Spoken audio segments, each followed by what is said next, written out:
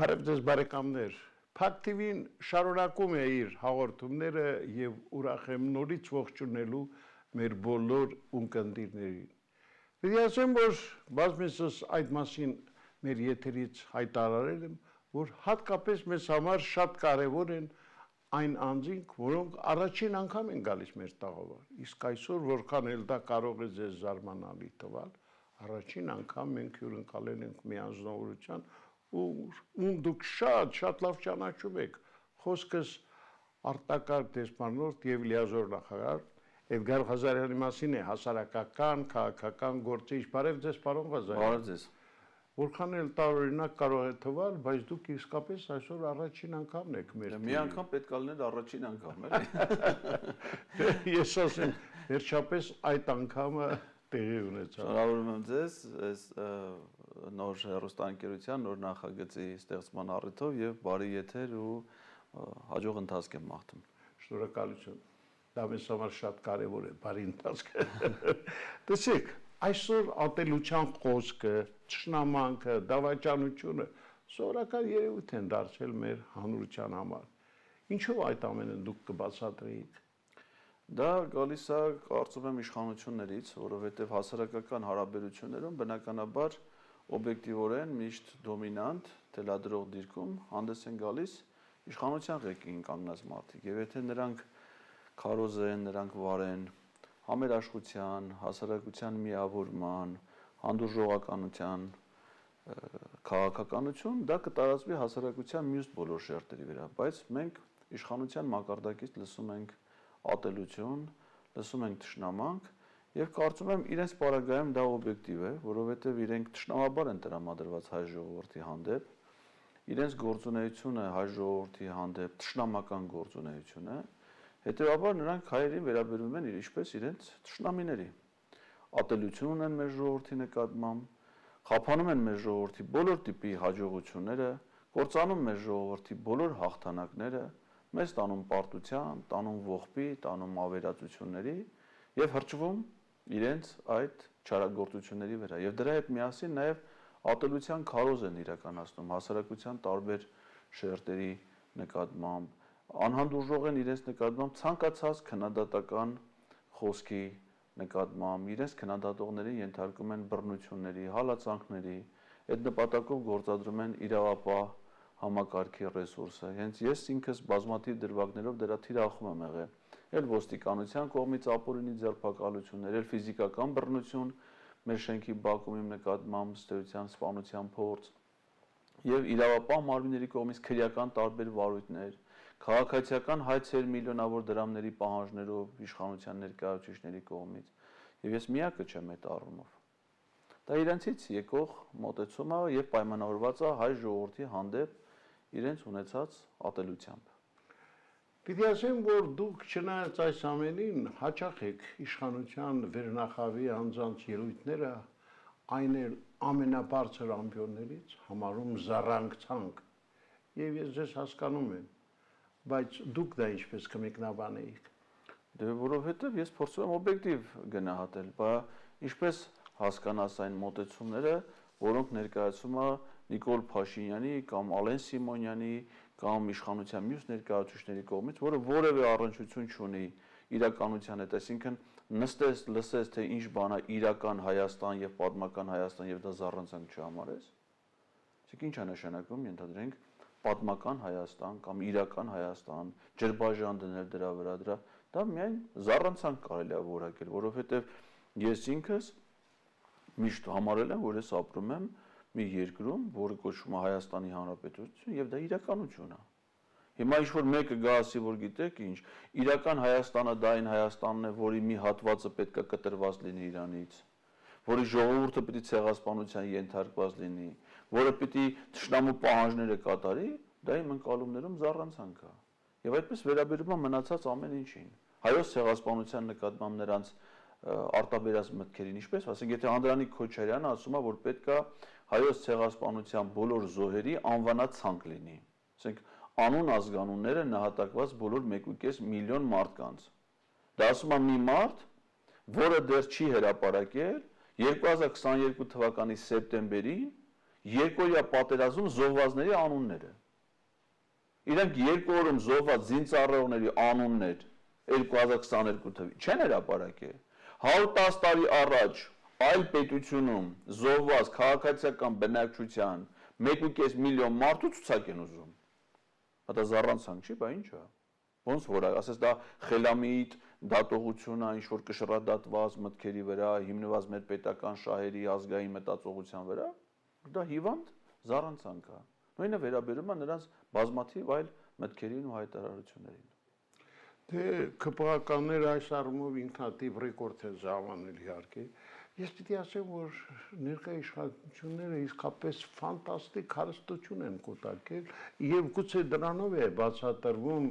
նրանցից շատերի լεχտի պահվածքը։ Տեսեք, դուք ձեր բավականին ինքնատիպ հեղինակային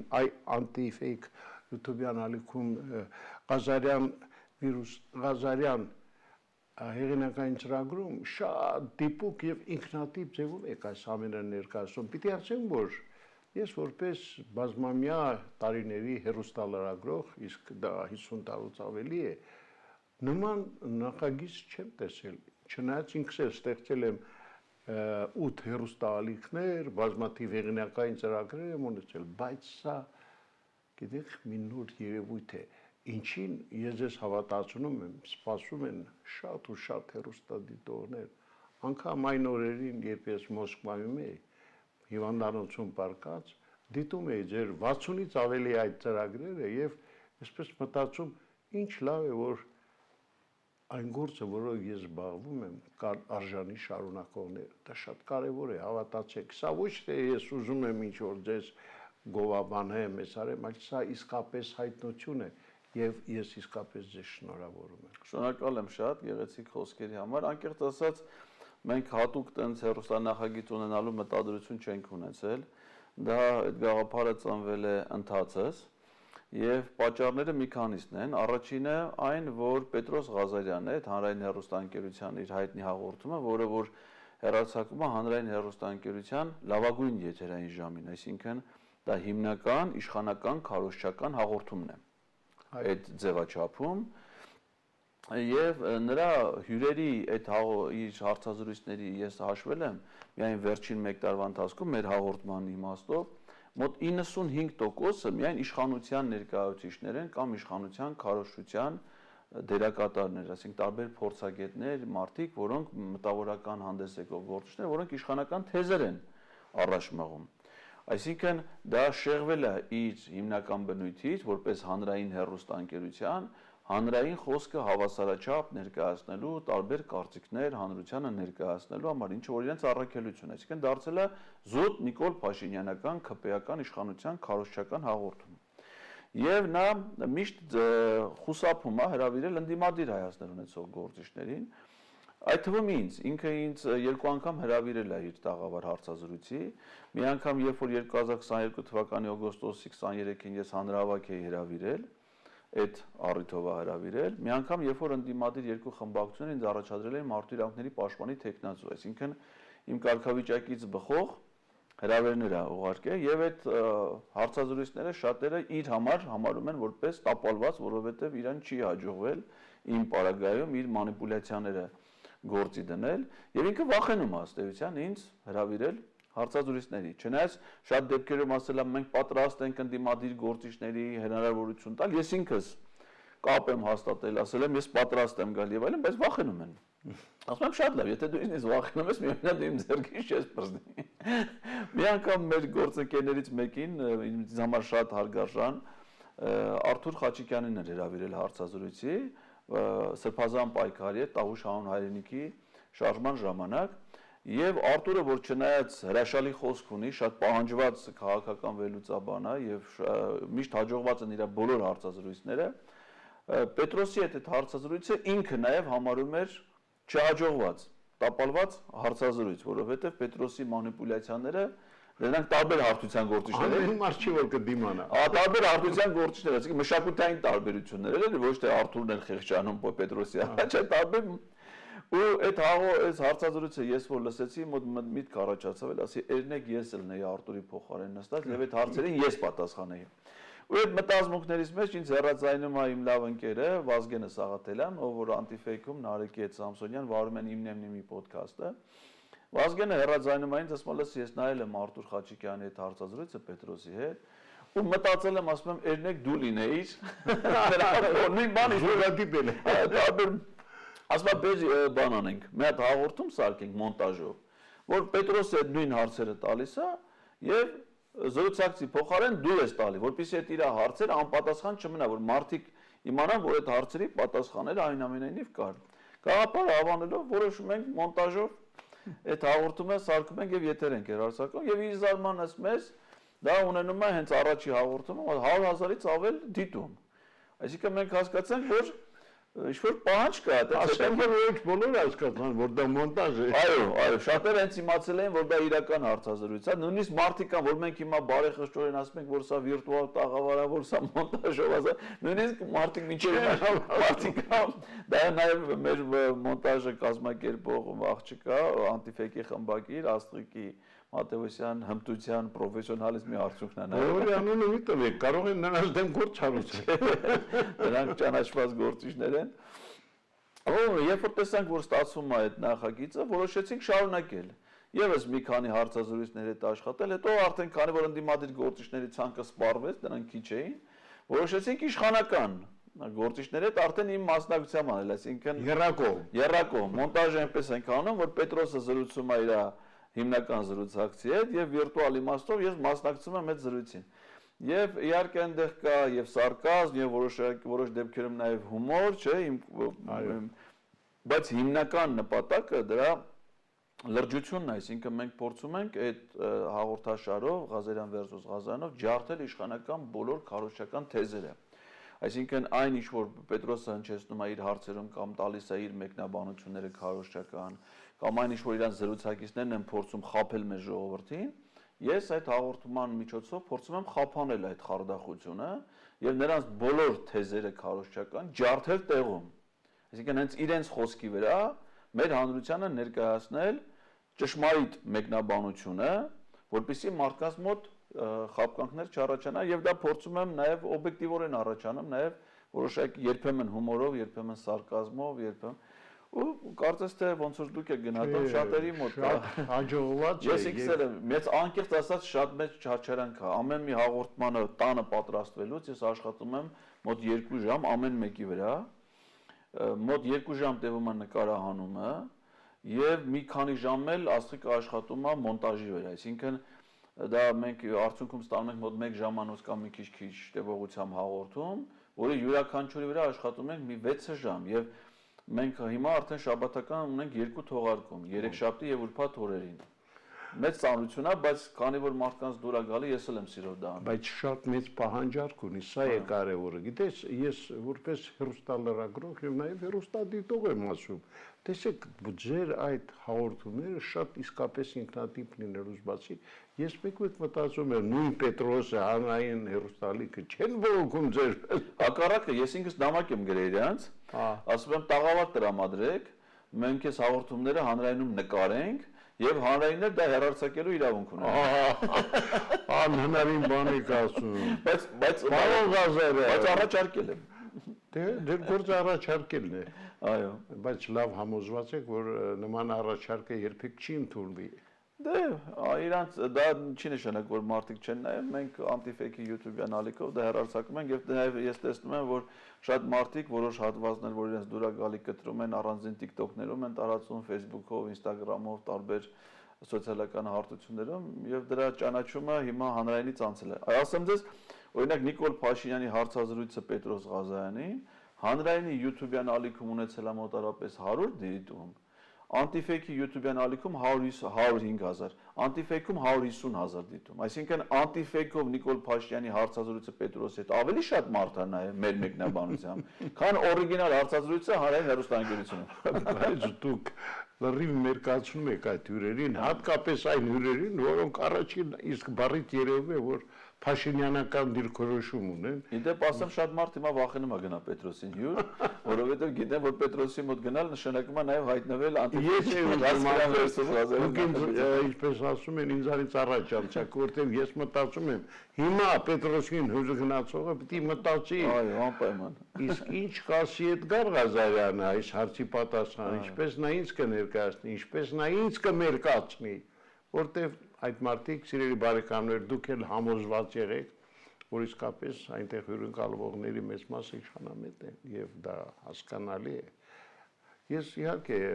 կարծում եմ, որ դուք այդ ծրագիրը կշարունակեք։ Անպայման, մենք շաբաթը երկու անգամ, եթե Պետրոսի մոտ հյուրերի պակարոնակը նախորդ շաբաթ մենք խնդիր ունեինք, մարդ չէր էտում Պետրոսի մոտ։ Ապրանք չունեինք վերջից։ Այնպես մի արեք, որ Պետրոսի հաղորդումը փակվի։ Հենց այդպես պիտի անենք։ Պետրոսի փոխարեն պրոֆեսիոնալ լրագրողներ պետք է աշխատեն հանրային հեռուստաընկերությունում։ Դե այսօր մեր կյանքը ռեալ դա է, իրողությունը դա է այսօրվա մեր, ինչպես ասում են, կյանքի։ Ես, պարոն Ղազարյան, ուզում եմ մենք մի շատ ցավոտ թեմայի անդրադառնանք Արցախի հարցին, Արցախի իրավիճակին եւ արդյոք Արցախի այս իշխանությունները այս բռնագաղթից հետո ինչ որ հնարավորություն ունեն օգտակար լինելու մեր արցախցի հայրենակիցների վիճակը քիչ թե շատ թեթևացնելու համար։ Արցախի իշխանությունները կոնկրետ նման հնարավորություն չունեն, որովհետև նրանք զրկված են իշխանական բոլոր լծակներից, լիազորություններից, ռեսուրսներից, ֆինանսական միջոցներից։ Այդ պարտավորությունը արցախահայության մեր քույրերի, եղբայրների իրավունքների պաշտպանության խոսքը չի վերաբերում միայն սոցիալական խնդիրներին։ Սոցիալական խնդիրները իրենց տեղն ունեն, այո, մենք մեր պետությունը պարտավոր է հոգ տանել ցեղասպանության եւ բռնի տեղահանության ենթարկված մեր քաղաքացիների, Հայաստանի Հանրապետության քաղաքացիների, նրանք Հայաստանի քաղաքացիներ են, սոցիալական վիճակը մեղմելու նրանց Հայաստանում իրենց ապրելու պայմանները բնականon նորմալ բոլորից նման կյանքի պայմաններ ապահովելու նպատակով։ Սա Հայաստանի իշխանությունների հոգատության խնդիրն է։ Արցախի իշխանությունները, ես նկատի ունեմ Արցախի նախագահի ազգային ժողովի, նրանց խնդիրը իրենց ֆունկցիոնալ կարգավիճակը պահպանելն է արցախահայության իրավունքների, այլ իրավունքների պաշտպանության իմաստով։ Դա վերադարձի իրավունքն է, Արցախ վերադառնալու այնտեղ իրենց բնակության հաստատելու իրավունքն է, Արցախի կարգավիճակին վերադառնալու իրավունքն է, սրանք խնդիրներ են, որոնք մեզ համար լուծված համարել չի կարելի, այսինքն եթե արցախահայության նկատմամբ եղել է միջազգային ծանր քրեական ռազմական հանցագործություն, այո, դա փաստ է, մարդիկ այդ հանցագործությունից տուժել են, բայց մենք չենք կարող հաշտվել այդ իրականության հետ եւ ասել, որ դա քանի որ դա տենց է, որ տենց էլ կարա մնա։ Եթե ինչ-որ մեկը մյուսին սպանում է, դա փաստ է, չէ՞, որ նա սպանություն արել եւ իր զոհը մահացել է, դա փաստ է, մյուսը վիրավորվել է, մյուսը փախել է դեպքի վայրից, դրանք փաստեր են, բայց դա չի նշանակում, որ ով որ այդ սպանությունը իրականացրել է, նա պետք է արդարացվի, նա ոչ մի մեղ չի գործել, եւ մենք պիտի ասենք դե հիմա մեռել է, վիրավոր է, փախել է, ոչ։ Հանցագործությունը պետք է պատժվի եւ հանցագործության հետևանքները պետք է վերանայվեն։ Եվ Արցախի ֆորմալ իշխանությունների խնդիրը պետք է լինի նախ արցախահայության Հայաստանում միավորելու, նրանց կազմակերպված վիճակում պահելու իմաստով եւ իրենց արդար պահանջները Հայաստանի գործող իշխանությունների առջև դնելու, ով էլ կլինի, այսինքն այսօր Նիկոլ Փաշինյանն է դեռևս ապօրինաբար տիրում իշխանությանը, նրա առջև պետք է խնդիրներ բարձրացնել, հաջողության դեպքում եթե լինի իշխանության փոփոխություն, նոր իշխանությունները պարտավոր են զբաղվել արցախահայության բոլոր իրավունքների պաշտպանության խնդիրներով, ոչ միայն սոցիալական, այլ նաև քաղաքական։ Եվ ես կարծում եմ, որ Արցախի իշխանությունները հիմա նաև նոր մարտահրավերի առջև են կանգնած, որովհետև մայիսին լրանում է սահմանադրական ժամկետը Արցախի նախագահի եւ ազգային ժողովի ընտրությունների լիազոր նրանք ընտրվել են 2020 թվականին, 25 թվականին լրանում է մայիսին լիազորությունների ժամկետը, իհարկե Արցախի խորհրդարանը սահմանադրության մեջ փոփոխություն է կատարել եւ այդ ժամկետը երկարացրել է, բայց ես կարծում եմ, որ ճիշտ կլինի, որ Հայաստանի տարածքում ապրող արցախցիները, ովքեր բնակվել են Արցախում, հաշվառված են եղել Արցախում եւ իրենց անձնագրերում դա արտացոլված է, Հայաստանում կազմակերպվի հերթական ընտրություն ազգային ժողովի եւ Արցախի նախագահի հերթական ընտրություն Արցախի հանրապետության սահմանադրությամբ եւ ընտրական օրենսգրքով սահմանված կարգով։ որպեսզի լեգիտիմ օրինական իշխանությունը նորից Արցախի ժողովրդի կողմից ընտրվի եւ շարունակի իր գործունեությունը այս վտարանդի կարգավիճակում, ինչեւ որ իրենք հնարավորություն կունենան վերադառնալու իրենց պատմական հայրենիք։ Նախադեպերը շատ են, ես ինքս եղել եմ Լեհաստանում Հայաստանի դեսպան, Լոնդոնում Միացյալ Թագավորությունում երկար ժամանակ եղել է Լեհաստանի վտարանդի կառավարություն, վտարանդի նախագահներ, որոնք 89 թվականի Լեհաստանի անկախության վերաճանաչումից հետո ստացել են ըստ էության պաշտոնական կարգավիճակ եւ վերադարձել Լեհաստան։ Պարոն Ղազարյան, շարունակելով Արցախի թեման, Արցախի վերնախավի այդ ռազմագերիների մասին եմ ուզում խոսել, ընդհանրապես գերիների վերադարձի համար այս իշխանությունները ինչ որ բան անում են, թե մենք պիտի դեռ երկար հանդուրժենք այս իրավիճակը։ Իհարկե անում են, իրանց մեղքով է, որ այդ մարդիկ հայտնվել են գերության մեջ։ Իրանց մեղքով է, որ այդ մարդկանց ներկայացվել են մեղադրանքներ։ Տեսեք, ինչ մեղադրանքներ են ներկայացված Արցախի ռազմաքաղաքական ղեկավարությանը։ Մեղադրանքներ, որոնք վերաբերել են Հայաստանի ցանկացած քաղաքացու։ Վստահ եմ դուք էլ եք եղել Արցախում։ Իհարկե։ Ես էլ եմ եղել Արցախում։ Ինձ եւ ձեզ վերաբերել են օրինակ Ռուբեն Վարդյանի ներկայացված մեղադրանքներից մեկը։ Ադրբեջանի պետական սահման ապօրինի հատելը։ Իսկն ով որ եղել է Արցախում, նա համարվում է, որ ինքը ապօրինի հատ է պետական, իսկ ով ասում, որ դա ապօրինի հատում է, Հայաստանի Սահմանադրական դատարանը, Հայաստանի կառավարությունը եւ Հայաստանի ազգային ժողովը, որոնք վավերացնելով Հայաստանի եւ Ադրբեջանի սահմանային հանձնաժողովների կանոնակարգը տվել են մեկնաբանություններ, որ Արցախը Ադրբեջանի տարածքում է դեռևս 1991 թվականից։ Այսինքն Ադրբեջանում մեր ռազմաքաղաքական ղեկավարության թիրախավորման հիմքը հանդիսանում է Հայաստանում կայացված որոշումները, պաշտոնական, իրավական որոշումներն ու դիրքորոշումները։ Արցախի պաշտպանության բանակի հրամանատար Լևոն Մնացականյանին, հրամանատարի տեղակալ Դավիթ Մանուկյանին ներկայացված մեղադրանքները վերաբերում են Արցախի պաշտպանության բանակում երբևէ ծառայած ցանկացած զինծառայողի։ Այն տասնյակ հազարավոր ժամկետային զինծառայողներին, ում 18 տարին լրանալուց հետո իրենց 2 տարվա ժամկետային զինծառայությունը անցկացրել են Արցախի պաշտպանության բանակում, որովհետև Արցախի ՊԲ-ն ըստ ադրբեջանական մեկնաբանությունների եւ Հայաստանի իշխանությունների դիրքորոշման համարվում է ապօրինի ռազմական ահաբեկչական կազմավորում, ինչը որ իրականությանը բնականաբար չի համապատասխանում։ Հետևաբար, եթե իրենք այդ ամենի հեղինակն են, իրենք չեն կարող ջանքեր գործադրել այդ մարդկանց նկատմամբ ապօրինի դատավարությունները կանխելու կամ այդ վերադարձը ապահովելու համար։ Հայաստանի քաղաքացի հանդիսացող ռազմագերիներից Հայաստանի կառավարության ջանքերով միայն 32 հոգի են վերադարձել Հայաստան։ 2023 թվականի դեկտեմբերի ունեցած պայմանավորվածությամբ, որպեսզի Հայաստանը թույլատրի Բաքվում COP 29 գագաթաժողով կազմակերպի։ Միայն այդ առևտրի պատճառն է եղել, որ Ադրբեջանը ուղիղ մնացած բոլոր ռազմագերիները, ովքեր որ եկել են Հայաստան, եկել են այլ պետությունների եւ միջազգային կազմակերպությունների։ Սկզբից հիշում եք ռուսական խաղապահ զորամիավորման հրամանատար Մուրադովն էր գերիներ բերում։ Հետո եղավ Վրաստանի կառավարության միջնորդություն, Եվրոպական միության միջնորդություն, Միացյալ Նահանգների միջնորդություն, Հունգարիայի միջնորդ, այսինքն տարբեր կառավարությունների միջնորդությամբ գերիներ վերադարձել են, բայց Հայաստանի կառավարությունը դրանով չի զբաղվել։ Իրենք ինչ են ասում, հակառակը Ալեն Սիմոնյանն ասում է, որ ինձ համար այդ գերիները գոյություն չունեն։ Ալեն Սիմոնյանը եւ Նիկոլ Փաշինյանն ասում են պետքա պարզել գերիության մեջ հայտնվելու հանգամանքները։ Սկսեցին դատել գերիներին, ովքեր որ գերությունից վերադառնում էին, Հայաստանում նրանց դեմ քրեական գործեր են։ Հիմա բազմաթիվ գերիներ կան, որոնք վերադառնալուց հետո հիմա քրեական գործերով են անցնում։ Նրանց Հայաստանի իշխանություններն են մեղադրանքներ ներկայացրել։ Որտի պատճառ էր հանդիսացել, որ Ալիևն ասի, որ իմաստ չունի, որ մենք գերիներին հանձնենք Հայաստանի, որովհետև հանձնելուց հետո նրանք ընդ հալածանքների են ենթարկվում։ Եվ սա Հայաստանի այս իշխանությունների վարած քաղաքականության հետևանքն է։ Շատ ցավալի, բայց այնքան ճշմարտացի փաստեր եք ասում, որ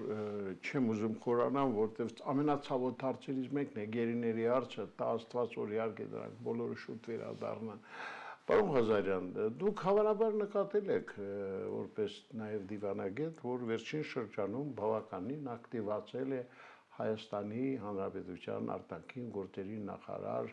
Միրզոյանի հանդիպումները իր ադրբեջանցի եւ թուրք գործընկերների հետ, սա ինչով եք բացատրում։ Դժվար ասել, որ նրանք շուշուտ են հանդիպում, բայց հետաքրքիր է, որ նրանք հանդիպում են վերջին շրջանը միայն Թուրքիայում։ Արարատ Միրզոյան եւ Ջերում Բայրամով վերջին հանդիպում եղել է Անտալիայի դիվանագիտական ֆորումի ժամանակ այս տարվա ընթացքում մարտին, իսկ դրանից առաջ ապրիլներից իսկ դրանից առաջ 2024 թվականի հոկտեմբերին Ստամբուլում են հանդիպել։ Ու կրկին հանդիպել է Արարատ Միրզոյանը եւ Ջերում Բայրամովի եւ Թուրքիայի արտաքին գործերի նախարար Հական Ֆիդանի հետ։ Ու ինչա հետաքրքիր, որ այլ միջազգային գործընկերների հետ նրանք համարյա չեն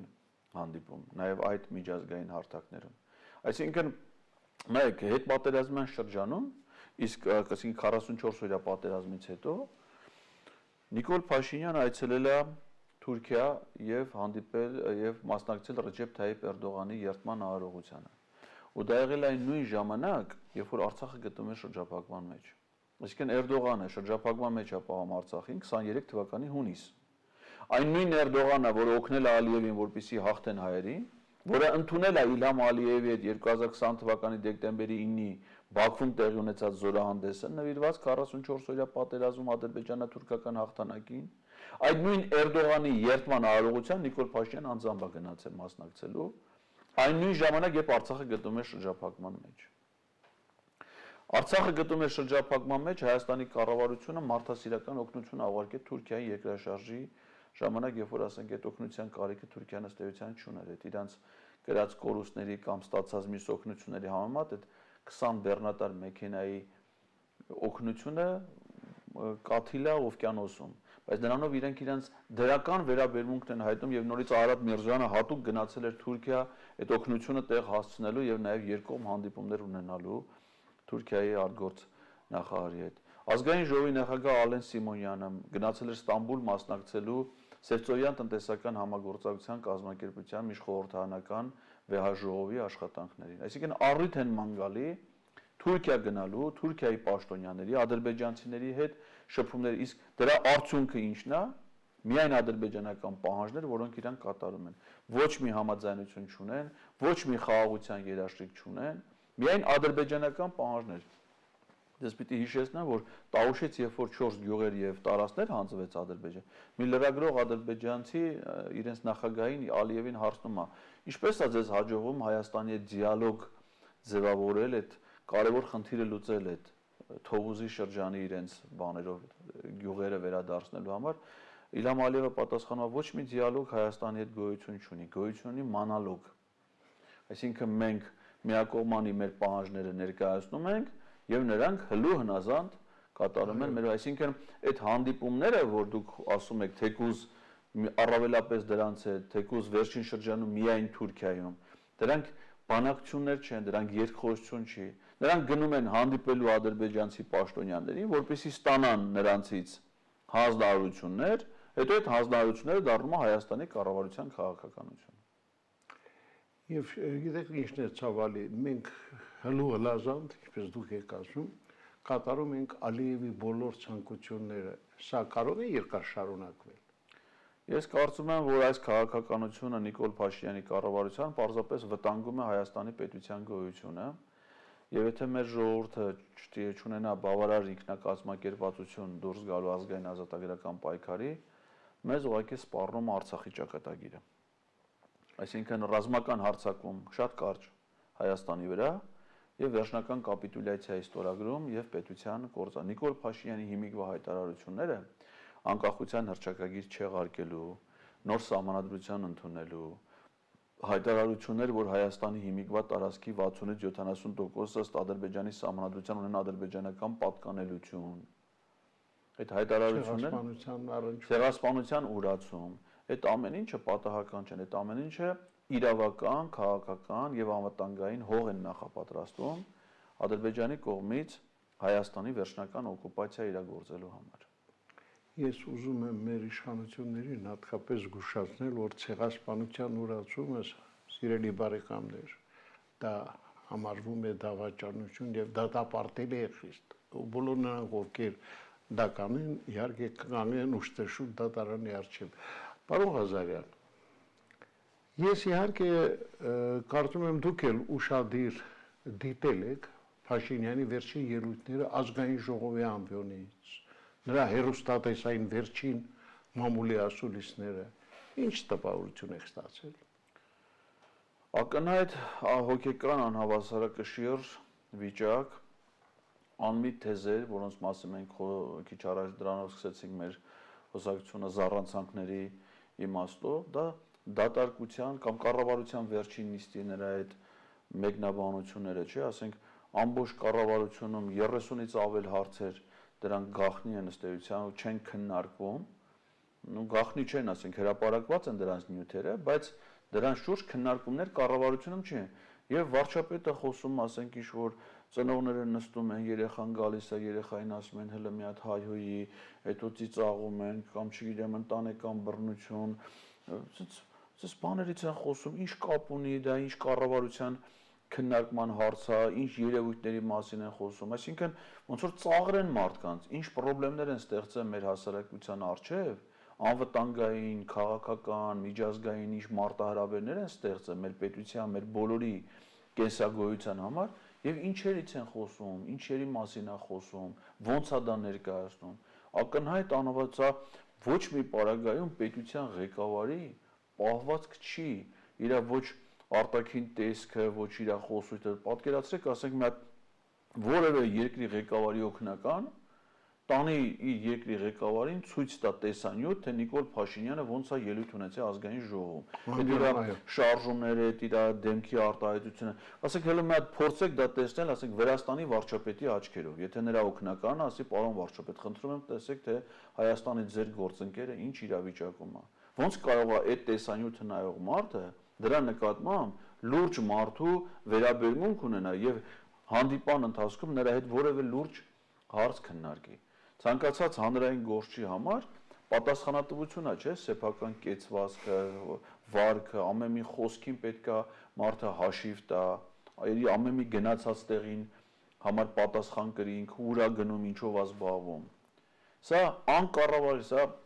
գիտեք, ամենավտանգավոր իշխանությունը դա վերահսկողությունից, հանրային վերահսկողությունից դուրս գտնվող իշխանություն։ Ինչի համար է ինքը իրան այդպես սպանում, որովհետև գիտի իր իշխանության մնալը ժողովրդի կամքից, ժողովրդի կարծիքից կախված չի։ Այն ղեկավարները, ովքեր որ կաշկանդված են հանրային կարծիքով, նման պահված չեն կարող դրսևորել, որովհետև գիտեն, եթե նման կերպ վարվեն,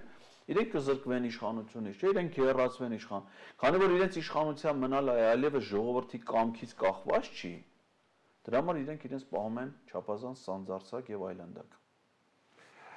Պարոն Ղազարյան, եւ վերջին հարցը ձեզ ուզում եմ տալ։ Գիտեք, որ շուտով հաղթանակի 80-րդ տարեդարձն է եւ հայրենական մեր պատերազմում սովետական ժողովրդի տարած հաղթանակի կապակցությամբ Մոսկվայի մեկնելու նաեւ Նիկոլ Փաշինյանը շատերի համար անսպասելի էր, իբր անսպասելի էր, որտեղ ասում են, որ հատկապես Եվրոմիությունը չէր կարծում, որ Փաշինյանը գնալու է Մոսկվա, բայց հիմա պարզ է, չէ, որ գնալու է եւ ինչ կտա նրա այս այցը Մոսկվա։ Ես կարծում եմ, որ այդ այցը